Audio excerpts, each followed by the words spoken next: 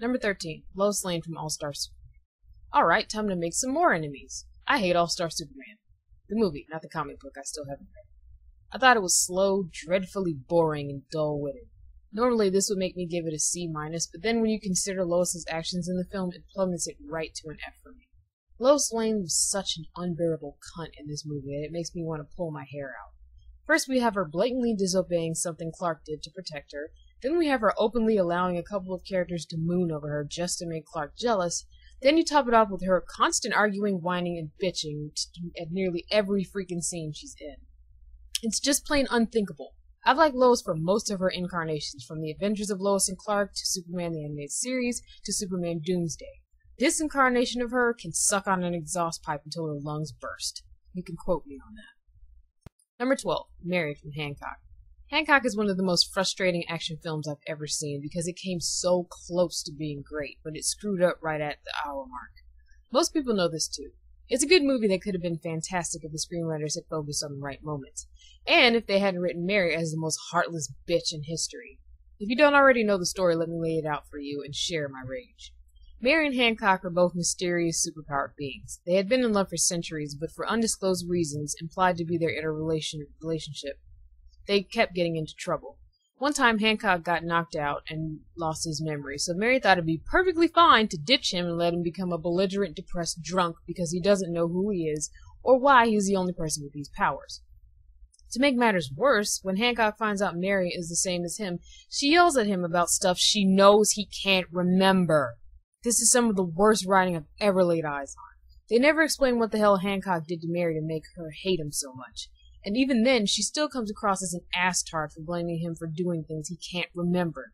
They never explored the past dynamic between the two of them, so she ends up coming off as a cold, irrational, spiteful piece of shit.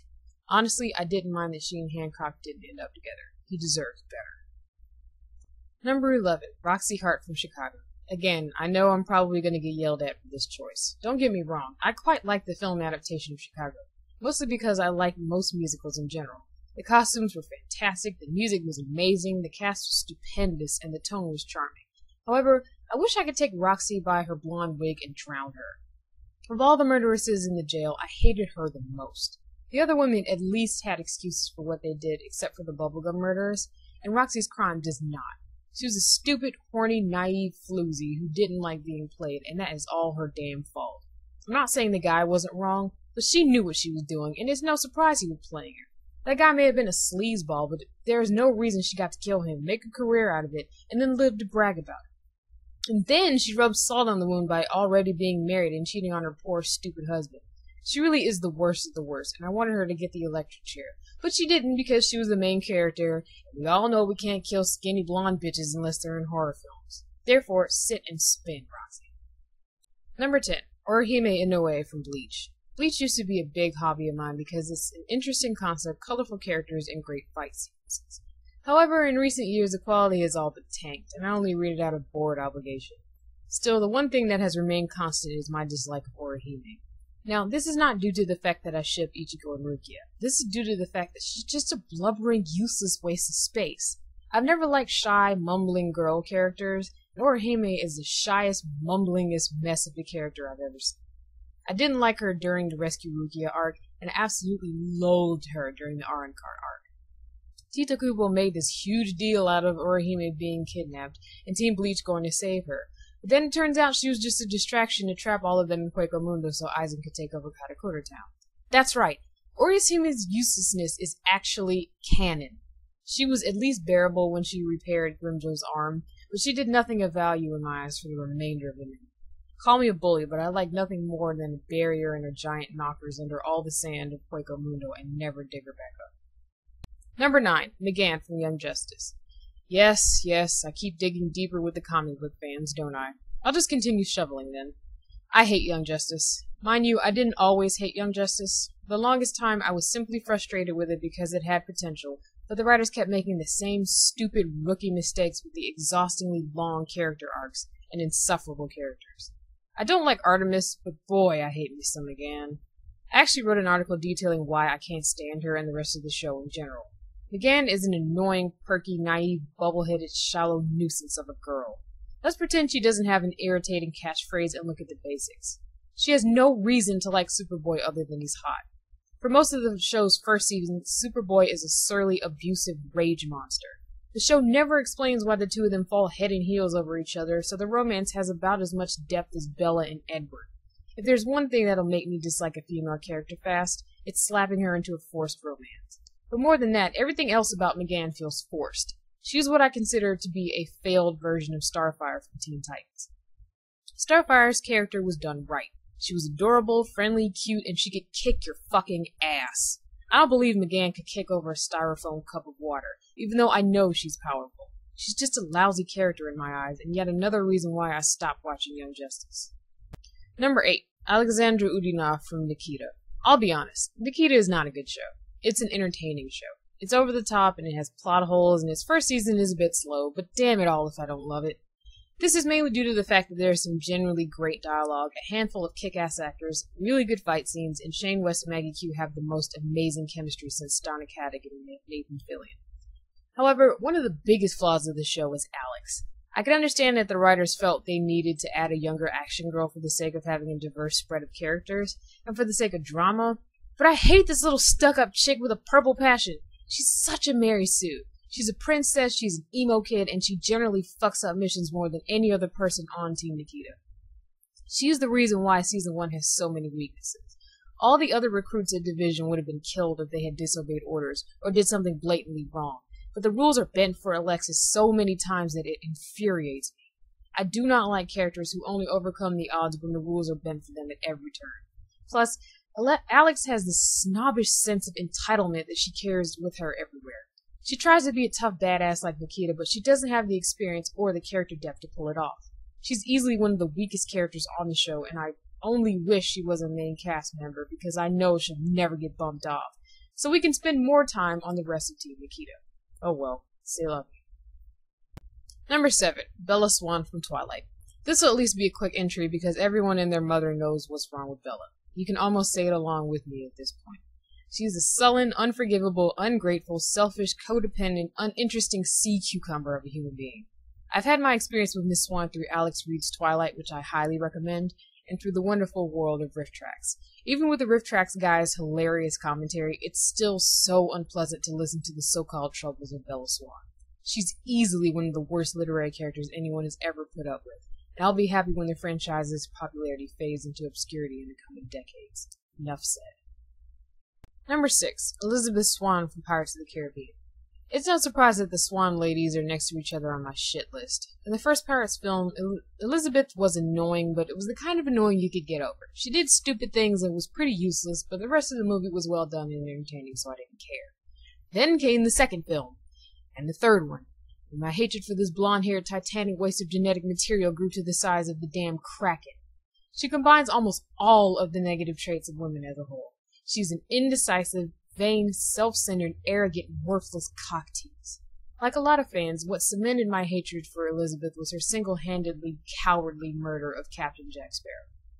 I don't care if Jack was a manipulative, swindling, drunken bastard. He saved your damn life. You do not murder someone who risked his life to save your pathetic ass, and you do not turn your back on a shipmate. After that moment, I consider her to be more of an enemy than Cutler Beckett, Davy Jones, and the Kraken combined. I was thrilled when she didn't show up in the fourth film, because if I had to see her face one more time, I was liable to attack the screenwriters with Davy Jones' peg leg and sodomize them to death with them. Number 5. Anita Blake. Again, this will be a short entry because I've outlined in painstaking detail the faults of Ms. Blake in Snark Theater. To summarize, Anita Blake is a psychotic lowlife with delusions of feminism and badassery. She has shown signs of numerous unacceptable behavior from Narcissus in Chains on onward, including but not limited to racism, sexism, prejudice, paranoia, sociopathy, lack of empathy, anti-socialism, psychopathic tendencies, and a serious case of high horse swimming. She thinks she's better than everyone, and yet she's actually one of the worst characters I've had the displeasure of reading about in a long time. Some characters can be redeemed, but at this point I'm pretty sure someone needs to stake Anita before she continues murdering people and enslaving lycanthropes left and right to her magical vagina. Number 4. Elliot Reid from Scrubs. As we enter the final numbers, we're coming upon women who have actually offended me rather than just generally pissed me off. But let me back up. I love the first 5 seasons of Scrubs. I know all the lines, all the music, and all the characters. It has some of the best writing for a television show that I've ever seen. However, this all falls apart with the characterization of Elliot Reid. She starts off as sort of a nerdy outcast because of her bad social skills, then she eventually morphs into an arrogant, self-worshipping hypocrite who I wanted booted out of the hospital at the first opportunity. I know some people will disagree with me, but let me tell you the one moment that ruined Elliot Reid forever in my eyes. In the later seasons, Elliot realizes she's still got a thing for JD, even though she's still dating Sean, who's in New Zealand. She then decides to screw JD because she's in love with him. Then Sean shows up literally several minutes after they've finished having sex, and she jumps into his arms and leaves with him. That is something only a callous slut would do. But no, it gets worse. She then lectures JD the next day and says he shouldn't tell Sean that she cheated on him because they're friends. And JD actually fucking listens to her. No, fuck that. Bros before hoes. Elliot cheated on Sean. JD has every single fucking right and obligation to tell Sean the truth and let the chips fall where they may. Friendship does not mean lying to a completely innocent man who did nothing wrong.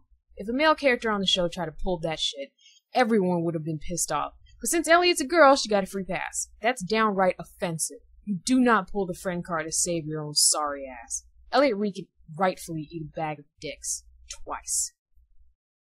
Number 3. Ashley from Two Guys, a Girl, and a Pizza Place. This pick is pretty obscure as most people haven't heard of Two Guys before. It's a fun little underrated sitcom about 3 apartment tenants who are best friends. Granted, the show started to wear on the nerves a bit as it progressed, and that is largely due to Ashley, Berg's on and off girlfriend. The decision to make this tiresome cunt a regular cast member ruined the show for me. Why? Have you ever met one of those people who never has anything nice to say about literally anything? Ever? Ashley is that person. She's a sour, unpleasant, hateful, spiteful, petty, arrogant, heartless shit of a person. Not only is she that bad of a person, she's also not that good looking, so it's even harder to understand why Berg puts up with her because she's a 5 on her best day. We can tell Berg likes her because he loves arguing, but Ashley is such an awful person that she ruins the group dynamic. The only thing that saves this situation is that Pete, Berg's best friend, doesn't take her shit and actively lashes back at her when she insults everyone and everything around her. I wouldn't wish a girl like Ashley on my worst enemy, and I'm sad to say that she's the reason I still haven't finished watching the whole show. Number 2. Ava Crowder from Justified. Justified is a kick-ass modern western on FX that I highly recommend to anyone who loves sharp dialogue, interesting characters, and sublime action sequences. That said, despite being an excellent show, it has some flaws, and one of the biggest flaws is Ava fucking Crowder. She is the most offensive female character that I've encountered since Anita Blake. She's one of the few fictional characters who actually makes me angry to my deepest core. First of all, she starts off the series as a skank because as soon as Raylan returns to Harlan, she jumps on his crotch right after shooting and killing her own husband. Second of all, she has the nerve to get offended when Raylan starts dating his ex-wife. You know, someone he's actually in love with, when Raylan never dated her in the first place. He only slept with her because she was so fucking insistent and didn't take her out on dates or anything related to a relationship. Third, in season 2, she starts boning Boyd Crowder, her husband's brother, and becomes a full-blown criminal. This is not a good decision seeing as Ava's about as smart as a wet patch of moss. So we've established that she's a skank, she's stupid, and she has no morals. Fourth, in season 3, one of the local prostitutes witnesses her pimp murdering other prostitutes and comes to seek shelter. Ava then murders her pimp and assumes command over the whorehouse. She is absolutely the same as the abusive pimp she killed earlier and has completely crossed the moral event horizon in my book. But since this bitch is a white blonde woman and part of the main cast, she gets a free fucking pass from the writers. No one else on the show aside from her fuck buddy Boyd Crowder has gotten away with that many crimes and being that rotten of a person. Ava is without a doubt one of the worst female characters in history. I simply cannot believe how unacceptable her behavior is brushed off and allowed to continue. The only semblance of comeuppance is that she gets shot, but she lives and is never taken into custody for any of her crimes. I blame the writers for creating this black hole cock-juggling thunder cunt, and I pray that she gets what's coming to her next season. Trust me, her death would be completely and truly justified. And my number 1 least likable female character is Dana Tan from Batman Beyond. Now granted, this is a complete and total bias on my part. If I were a more reasonable person, Ava would top my list, but Miss Tan and I have a long, complicated history. You see, I love Batman Beyond with all my heart and soul. I think it is one of the best teen superhero shows of all time, and I like it just as much as I like Batman the Animated Series. It's a really engrossing, charming, fun, gripping show that has stayed with me since I was 10 years old. But unfortunately, my hatred for Dana Tan has also stayed with me since I was 10 years old. This is a personal pet peeve, so I'll try my best to explain it. Girls, have you ever liked a great guy who has a shitty girlfriend and you couldn't for the life of you figure out what he saw in her? That girl is Dana Tan. Terry McGinnis is an incredible character. He's funny, sarcastic, sweet, kind, noble, hardworking, and generally a fantastic human being. Dana does not deserve Terry in the least. In fact, the creators openly admitted that Dana was a temporary girlfriend figure whom they never liked and never bothered to characterize because they even recognized how uninteresting and frustrating she is. She constantly bitches and moans about Terry not having time for her and just assumes he's a flake instead of bothering to understand how important his job is. Even though she didn't know he was Batman, she never bothered to try and see that it was important to him until the 3rd season. She is a whiny, shallow little princess, and every time I see her stupid face on my show, I just want to punch the screen. If that wasn't bad enough, in the series finale epilogue, which was part of Justice League Unlimited, we're supposed to believe that Dana kept dating Terry for 20-something years, even though he never proposed to her. We're talking about a girl who got jealous of Terry for being chatty about a teenage girl who lived in a bubble. A fucking bubble! She got jealous of a girl who lived in a fucking bubble! There is no way in hell I can believe this brat would ever stick around for that long, even though she found out Terry was Batman. It would be much more believable if Max or Melanie ended up with Terry, but obviously the creators didn't have the sense to write them in. I'm aware that I'm projecting my frustrations onto her because I'm sort of in love with Terry, but the bottom line is that Dana never gets better and never bothers to appreciate Terry. That is an injustice I simply cannot deal with, even if that makes me sound like I'm making mountains out of molehills. Well, that's the end of my list. I'm sure your opinion of me is ruined, so my work here is done. Good night, folks.